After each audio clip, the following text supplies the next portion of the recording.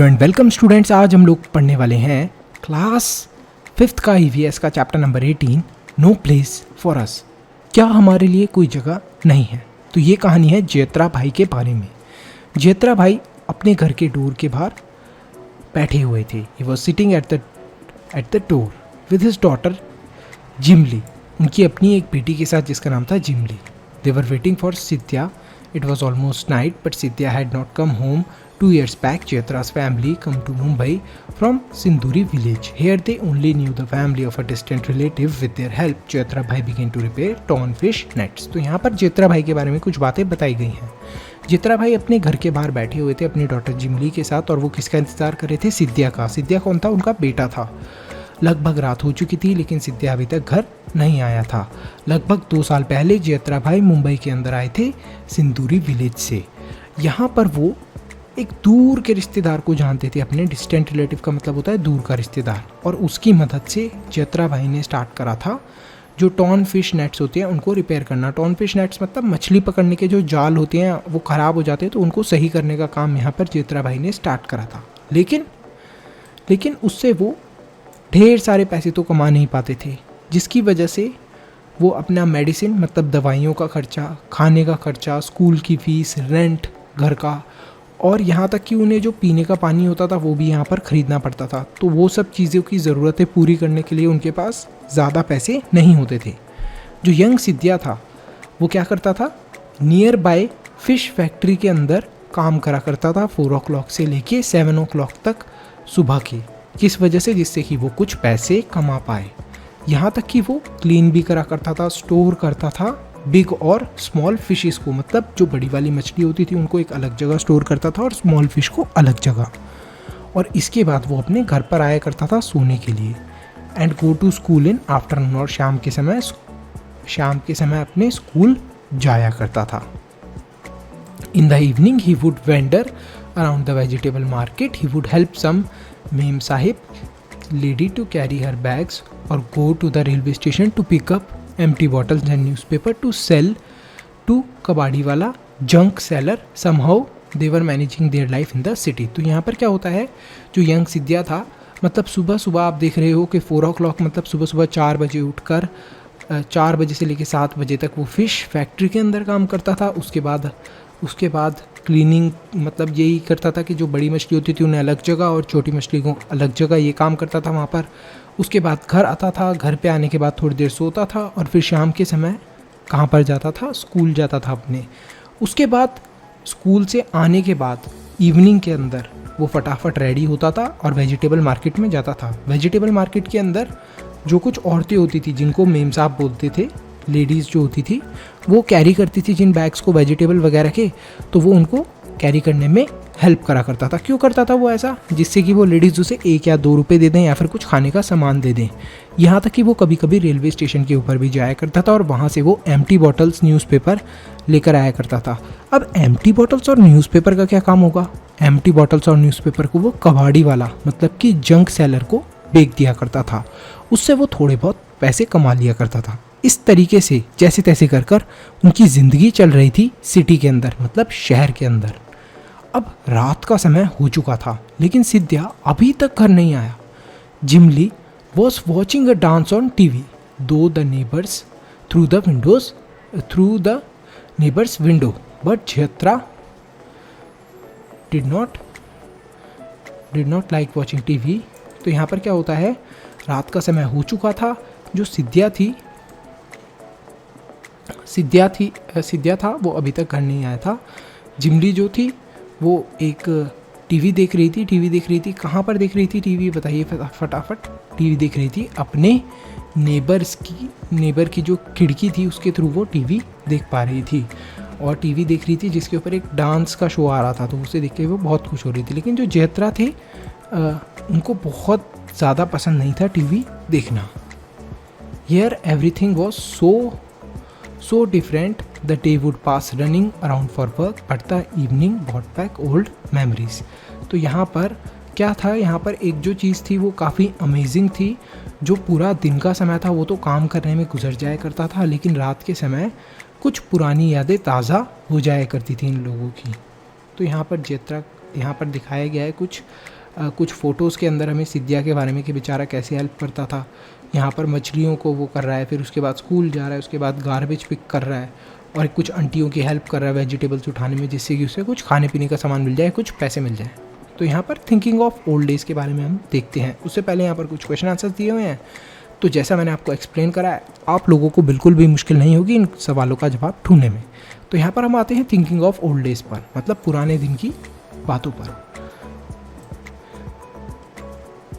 Chitra was born in KD village. तो यहाँ पर जो ये प्रोनाउंसिएशन है नेम का कुछ डिफरेंट हो सकता है। आप अगर कहीं और से देख रहे होंगे इस वीडियो को या किसी और सिटी से देख रहे होंगे तो आपके वहाँ पर इसका नेम का कुछ प्रोनाउंसिएशन अलग हो सकता है। तो नेम के ऊपर मत जाइए, it is not that important. जो है स्टोरी बहुत इंपॉर्टेंट है। जो चित्रा था वो कहाँ पर, केडी विलेज के अंदर बॉर्न हुआ था, पैदा हुआ था। In the middle of thick green jungles and hills. His people had been living here for many years even before his grandfather was born. तो यहाँ पर चित्रा के बारे में बताया गया है कि वो लगभग बहुत ज़्यादा ग्रीन जंगल था, मतलब जंगल और पहाड़ियों के बीच में पैदा हुआ था। यहाँ पर जो वो लोग थे वो इनके लोग, मतलब इनके गाँव के लोग रहा करते थे बहुत सालों से, यहाँ तक कि जब उसके ग्रैंडफादर बॉर्न हुए थे उससे भी पहले से। There was peace in Chitra's village but not silence. There were so many soothing sounds, the gurgle of the flowing river and the murmur of the trees and the chirping of birds. People did farming. They would go to the nearby forest, chatting and singing together. तो यहाँ पर क्या था, चित्रा के village के अंदर काफ़ी ज़्यादा शांति थी, लेकिन साइलेंस नहीं था। शांति मतलब कि इन अ सेंस ऐसी शांति थी कि जो आवाज़ होती है रिवर के फ़्लो करने की वो काफ़ी अच्छी लगती है सुनने में, तो उसकी आवाज़ होती थी। जो ट्रीज़ होते थे उनकी आवाज़ होती थी, बर्ड्स होती थी बर्ड्स की आवाज़ होती थी। तो ये सब ऐसी आवाज़ें थी जो कि ऐसा नहीं है कि आपको काफ़ी ज़्यादा डिस्टर्ब करेंगे। जैसे शहर में होता है तेज़ तेज़ हॉर्न की आवाज़ें आती हैं, वो सब चीज़ें नहीं थी। शोर तो था लेकिन ऐसा शोर था जो कि काफ़ी ज़्यादा शांति भरा था। जो वहाँ के लोग थे वो फार्मिंग करा करते थे और नियर बाय फॉरेस्ट के अंदर जाया करते थे, कभी चैटिंग करते थे, मतलब बात करते थे एक दूसरे से, और सिंगिंग गाना भी गाया करते थे।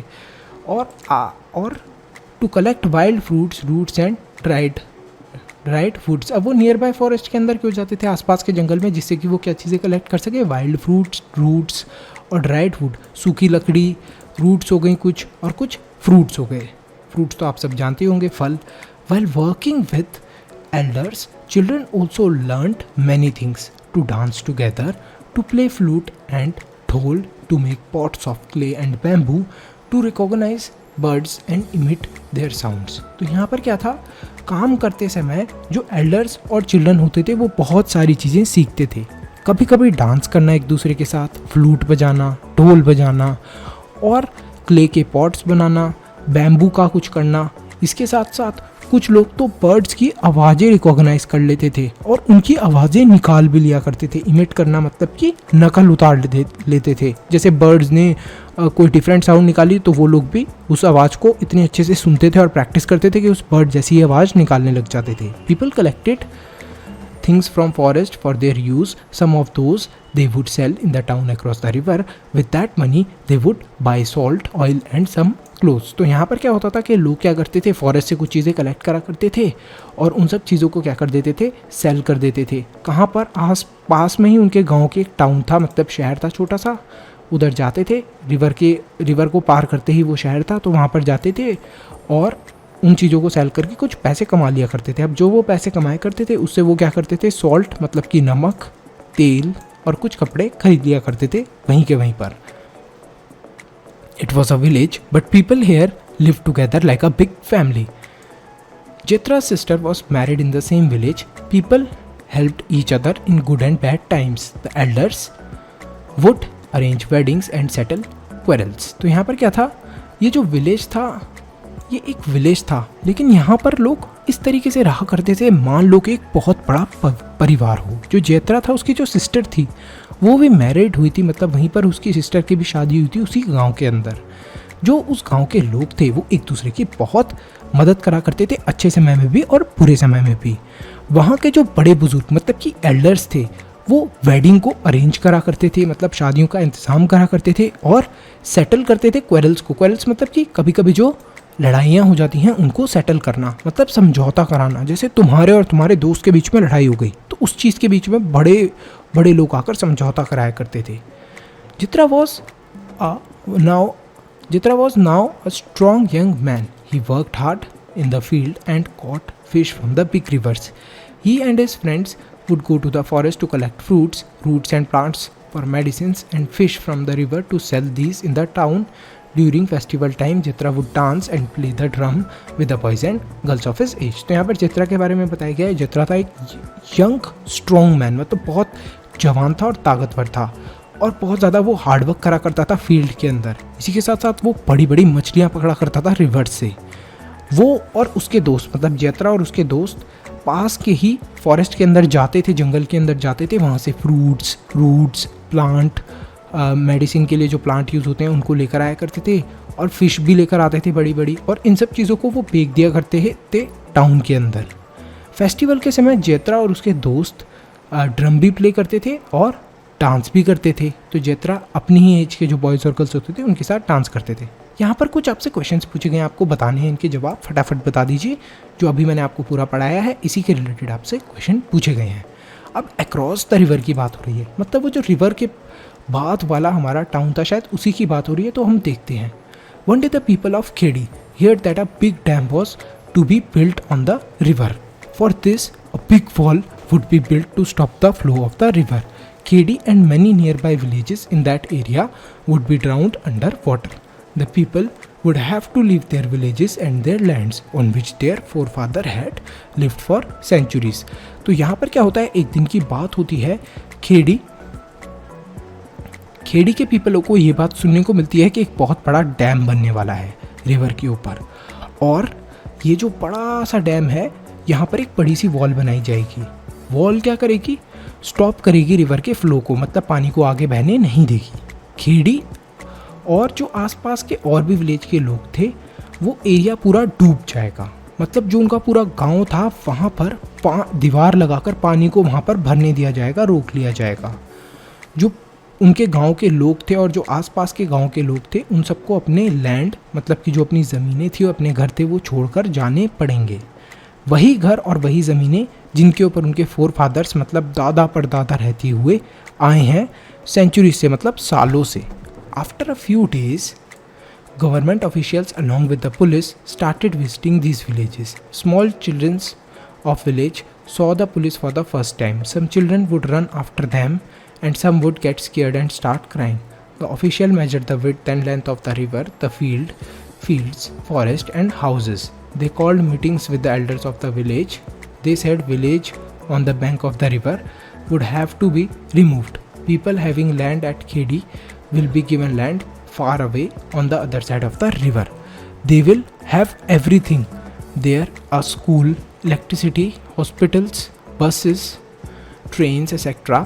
They will have all that they could not even dream of here in Khedi. तो यहाँ पर क्या होता है, कुछ ही दिनों के बाद गवर्नमेंट के ऑफिशियल, मतलब गवर्नमेंट में जो कुछ बड़े बड़े ऑफिसर्स होते हैं काम करने वाले, वो आते हैं पुलिस के साथ, विलेज को वो विजिट करते हैं। जो छोटे छोटे बच्चे थे जब वो देखा करते थे उन पुलिस वालों को आते हुए, क्योंकि उन्होंने पुलिस फर्स्ट टाइम देखी थी, तो वो देखकर क्या करते थे, उनके पीछे भागा करते थे और कुछ बच्चे डर के मारे रोने लग जाया करते थे।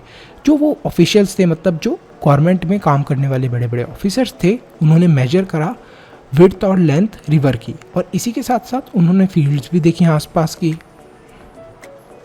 और फॉरेस्ट के घर देखे और फॉरेस्ट देखे।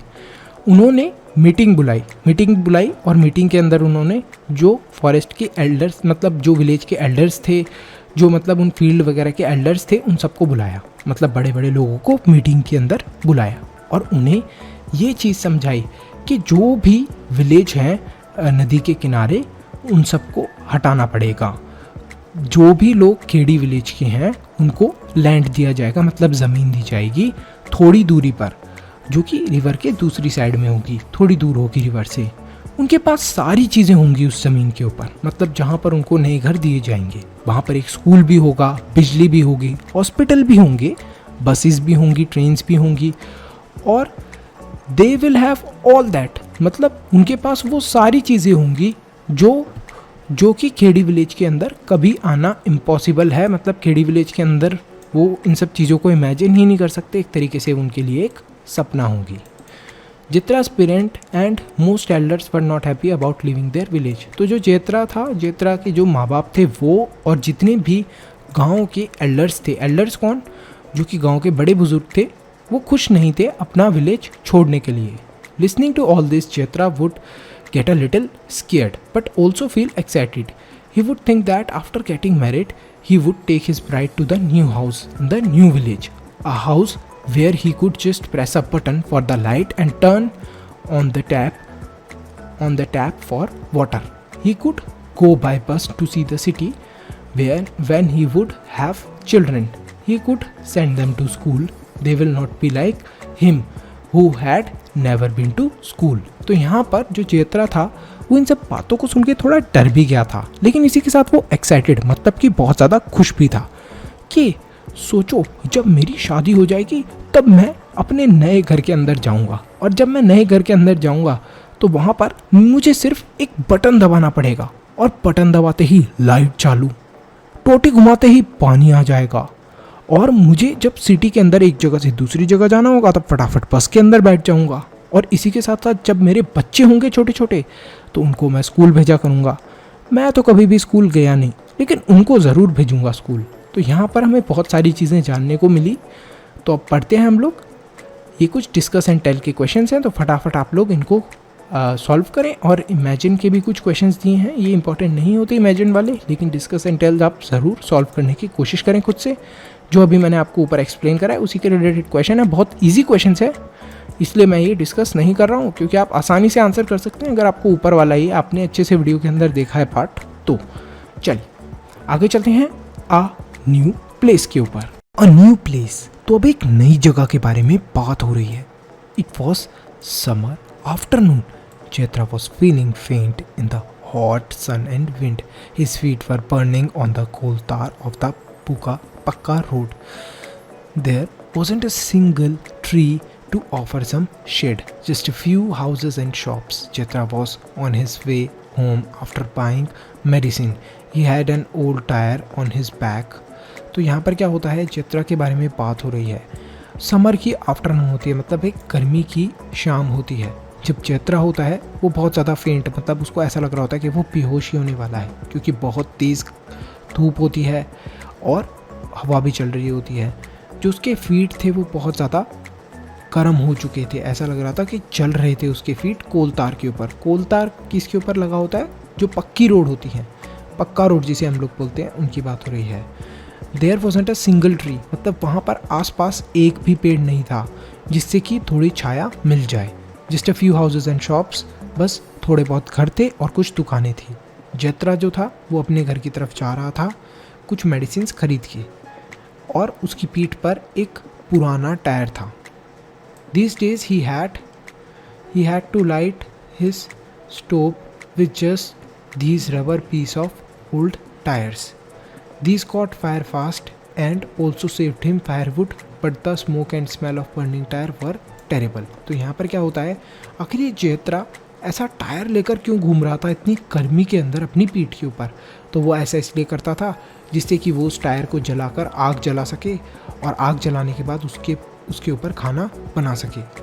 अब वो ऐसा इसलिए करता था क्योंकि देखो फायरवुड जो लकड़ी होती थी उन सबको कलेक्ट करना, उनको जलाना काफ़ी उसके लिए थोड़ा एक्सपेंसिव हो जाता और मुश्किल भी हो जाता। लेकिन ये जो टायर होते थे ये बहुत जल्दी आग भी पकड़ लेते थे। लेकिन इनकी एक जो सबसे नेगेटिव चीज़ थी वो ये थी कि बहुत ही ज़्यादा धुआं प्रोड्यूस करते थे, और इनकी जो स्मेल थी, बदबू थी, वो बहुत ही गंदी होती थी। इन दिस न्यू सिंदूरी विलेज, मतलब अब ये जो उनका पुराना विलेज था, पुराना विलेज इनको क्यों छोड़ना पड़ा था, पुराना विलेज इसलिए छोड़ना पड़ा था बिकॉज यहाँ पर डैम बिल्ड हो रहा था। और इनके पुराने विलेज का क्या नाम था, खेड़ी विलेज। अब ये कहाँ पर आए थे, ये आए थे अपने नए विलेज के अंदर जिसका नाम था सिंदूरी विलेज। तो यहाँ पर सिंदूरी विलेज के अंदर इन्हें हर चीज़ के लिए पैसे देने पड़ते थे, मेडिसिन के लिए, फूड के लिए, वेजिटेबल्स के लिए, फायरवुड के लिए मतलब लकड़ियों के लिए, फॉडर फॉर द एनिमल्स मतलब एनिमल्स को खिलाने वाला खाना, उस सब के लिए इन्हें पैसे देने पड़ते थे। पुराने विलेज के अंदर तो ये मेडिसिन फॉरेस्ट से ले आया करते थे, फूड वेजिटेबल्स ये सब भी इन्हें कहाँ से मिल जाते थे, फ्रूट्स फूड वेजिटेबल ये सब भी फॉरेस्ट में मिल जाते थे या फिर ये अपने गांव के अंदर ही उगा लेते थे। लकड़ियाँ भी ये फॉरेस्ट से ले आया करते थे और एनिमल्स को खाने पीने के लिए ये ऐसे ही छोड़ दिया करते थे विलेज के अंदर, तो वो घास वगैरह खा लेते थे। लेकिन ये जो नई जगह थी सिंदूरी विलेज था, यहाँ पर हर चीज़ के लिए इन्हें पैसा देना पड़ रहा था। They could just not afford two by kerosene. वो पैसे इतने नहीं जोड़ पाते थे कि वो कैरोसिन ऑयल जो है उसे वो खरीद पाएँ। कैरोसिन ऑयल मतलब आग वाग जलाने के काम आता है। But from where to get the money for all this, लेकिन कहाँ से आएगा पैसा आखिर इनके पास इन सब चीज़ों को खरीदने के लिए। थिंकिंग ऑफ ऑल दिस जत्रा रीच्ड होम। यही सारी बातें सोचते हुए जत्रा अपने घर पर आया। The roof made of a tin sheet made the house hot like an oven. Jethra's wife had high fever. His daughter Jimli was rocking her little brother Sidya to sleep in her lap. तो यहाँ पर क्या था, यही सारी बातें सोचते हुए वो घर पे आता है। जैसे वो घर पे आता है तब वो देखता है अपने घर की छत को, रूफ। छत को क्या बोलते हैं हम लोग, रूफ बोलते हैं। और ये जो रूफ होती है किस चीज़ की बनी होती है, पतली सी टीन की शीट की। और टीन की शीट की बने होने के कारण जो उनका घर हुआ करता था वो बहुत ज़्यादा गर्म हो जाता था, एक ओवन की तरह। जत्रा की जो वाइफ थी उसको बहुत तेज़ बुखार आ रहा था और जो उसकी डॉटर थी जिमली, वो अपनी गोद के अंदर अपने छोटे भाई सिद्या को झूला झुला रही थी। अपनी लैप मतलब गोद के अंदर उसको सुलाने की कोशिश कर रही थी। After all there was no other older person with them. Jatra's parent had been so sad about leaving Khedi that they had died before he moved here. तो यहाँ पर क्या होता है कि कोई भी बड़ा बुजुर्ग बंदा उनके साथ नहीं था। जैसा कि आपने देखा था अभी स्टार्टिंग में कि जो उनका पुराना विलेज था वहाँ पर जो बड़े बुजुर्ग लोग होते थे वो हर चीज़ में मदद करा करते थे लोगों की, चाहे बुरा टाइम हो चाहे अच्छा टाइम हो। लेकिन यहाँ पर कोई भी इनके साथ बड़ा बुजुर्ग बंदा नहीं था। जो उनके पेरेंट्स थे जत्रा के, उनकी भी डेथ हो चुकी थी इस वजह से, क्योंकि वो अपना गाँव खेड़ी छोड़ना नहीं चाहते थे, लेकिन डैम बनाने की वजह से उनसे वो गाँव खाली करवाया गया, तो उसी दुख में उसके पेरेंट्स की डेथ हो गई। इन सिंदूरी there were only 18 families. He could call his own those from his old village. The whole village had got scattered and people had gone wherever they had been given land. तो यहाँ पर क्या होता है, जो सिंदूरी विलेज था यहाँ पर सिर्फ 18 फैमिलीज थी, 18 घर थे, 18 लोगों के घर थे। और यहाँ पर जो भी लोग थे जिनको वो अपना आदमी बताया करता था जत्रा, वो लोग थे जो कि उसके पुराने गांव से आए थे। जो पूरा गांव था उनका पुराने वाला, वो ऐसे समझ लो कि फैल गया था, क्योंकि जिसको जहां पर पीस ऑफ लैंड गवर्नमेंट ने दिया था वो वहां पर रह रहा था। मान लो बहुत बड़ा ये विलेज था, तो एक बंदे को गवर्नमेंट ने दे दिया थोड़ा दूर घर और एक को थोड़ा पास में दे दिया, मतलब थोड़ा थोड़ा दूरी पे लोगों को घर दे दिए थे। तो इस वजह से सब लोग एक दूसरे से थोड़ा अलग अलग हो गए थे। जो विलेज के अंदर पहले वो रहा करते थे वहाँ पर एक साथ रहा करते थे। This was not like the new village Jatra had dreamed about. There was electricity but only for some time in a day, and then the electricity bill had also to be paid. There were taps but no water. तो यहाँ पर क्या होता है, जत्रा ने dream तो ये करा था कि अरे हम अपने पुराने गांव से नई जगह पर जाएंगे, और ये जो नई जगह होगी यहाँ पर उसने क्या क्या सोचा था कि बिजली आएगी, बटन दबाते ही लाइट जल जाएगी, टोटी खोलते ही पानी निकलेगा, टैप खोलते ही पानी निकलेगा। लेकिन यहाँ पर बिजली कुछ समय के लिए आया करती थी, और वो भी तब जब वो अपना इलेक्ट्रिसिटी बिल को पे करेगा। यहाँ पर टोटियाँ तो थी लेकिन उनसे पानी कभी कभी आता था या फिर आता ही नहीं था।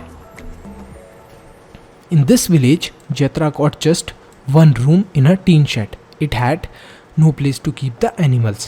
He also got a small piece of land, but that was not good for farming. It was full of rocks and stones. Still, Jatra and his family worked very hard, but they could not grow much on the field and could not make enough money even to buy seeds and fertilizers. तो ये जो उनका नया गांव था, यहाँ पर क्या दिक्कत थी, एक तो उन्हें सिर्फ एक ही कमरा दिया गया था रहने के लिए, जहाँ पर वो जो उनके एनिमल्स थे उनको वो नहीं रख सकते थे, जैसे गाय हो गई, भैंस हो गई, इन सबको नहीं रख सकते थे। और गवर्नमेंट ने उन्हें एक छोटा सा लैंड भी दिया था जहाँ पर वो वेजिटेबल्स वगैरह अपने ग्रो कर सकते हैं, फार्मिंग कर सकते हैं, लेकिन वो लैंड अच्छा नहीं था। वो पूरे लैंड के अंदर पत्थर मिट्टी ये सब मतलब थे, पूरे बड़े बड़े पत्थर थे, मिट्टी के बड़े बड़े पीसेस थे, जो हार्ड वाले पीसेस होते हैं रॉक की तरह, वो थे। इस वजह से जो जेत्रा था और जो उसकी फैमिली थी वो बहुत हार्डवर्क तो करते थे, लेकिन वो हार्डवर्क कुछ भी काम का नहीं था, क्योंकि वहाँ पर कुछ भी फल वल या सब्जी वब्जी उगती ही नहीं थी, और जो उगती थी वो बहुत ही कम होती थी।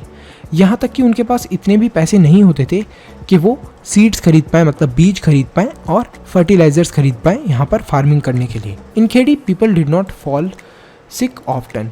If someone fell ill, there were many people who knew how to treat them with medicine made from plants. People felt better after taking those medicines. Here in Sinduri, there was a hospital, but it was difficult to find doctor and there were no medicines. तो यहाँ पर क्या था, यहाँ पर चेत्रा बताता है कि जो उसका पुराना गांव था, जब भी वहाँ पर कोई बीमार हुआ करता था, मतलब वैसे तो कोई बीमार पड़ता ही नहीं था उनके पुराने गांव में ज़्यादातर, लेकिन अगर कोई बीमार पड़ता भी था तो बहुत सारे लोग थे जिन्हें ये पता था कि किस तरीके से इस बीमारी को ट्रीट करना है और किन चीज़ों से ट्रीट करना है जो प्लांट से बनी हुई होती थी। मतलब मेडिसिन वो क्या करते थे, प्लांट से ही बना लेते थे लोग, और वो लोगों को मेडिसिन दे दिया करते थे, और इन मेडिसिन को खाने के बाद लोगों की जिन भी लोगों की तबीयत खराब होती थी वो सही भी हो जाते थे। लेकिन ये जो उनका नया विलेज था सिंदूरी, यहाँ पर एक हॉस्पिटल तो था, लेकिन यहाँ पर बहुत मुश्किल था डॉक्टर को ढूंढना। डॉक्टर अगर मिल भी जाता था तो कोई भी मेडिसिन वहाँ पर नहीं मिला करती थी। यहाँ पर एक स्कूल भी था, but the teacher did not care much. यहाँ पर स्कूल तो था और टीचर भी थे, लेकिन वो टीचर बच्चों के बारे में ज़्यादा केयर नहीं करते थे।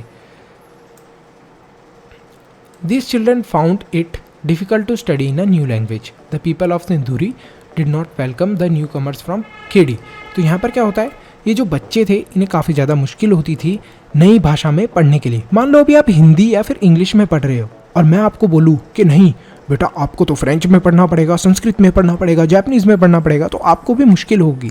तो ऐसे ही इन बच्चों को भी मुश्किल आ रही थी। और जो सिंदूरी विलेज के पहले से जो लोग रहा करते थे सिंदूरी विलेज के अंदर, वो लोग भी वेलकम नहीं कर रहे थे, मतलब स्वागत नहीं कर रहे थे खेड़ी विलेज के लोगों का। उनका मतलब ऐसा नहीं फील करा रहे थे कि चलो कोई बात नहीं, आप अपना विलेज छोड़ के आए हो, यहाँ पर रह रहे हो तो हम आपका वेलकम करते हैं।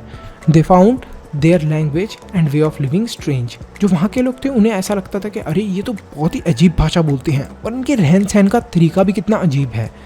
और यहाँ तक कि वहाँ के लोग मजाक भी उड़ाया करते थे खेड़ी विलेज के लोगों का, और उनको ये भी बोलते थे अनवांटेड गेस्ट, मतलब अनचाहे मेहमान। जिन मेहमानों को बुलाया नहीं वो मेहमान यहाँ पर आ गए।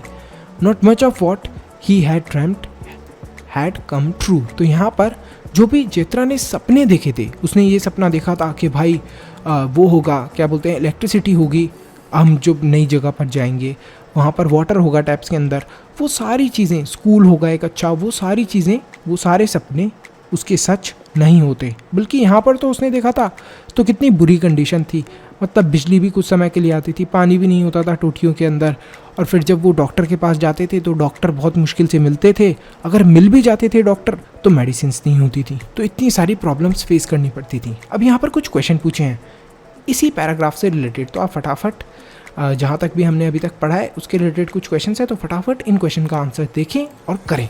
आई होप आप सब बहुत आसानी से कर लेंगे इन्हें। तो यहाँ पर बात होती है कुछ साल बाद की। Jetra stayed for a few years in सिंदूरी।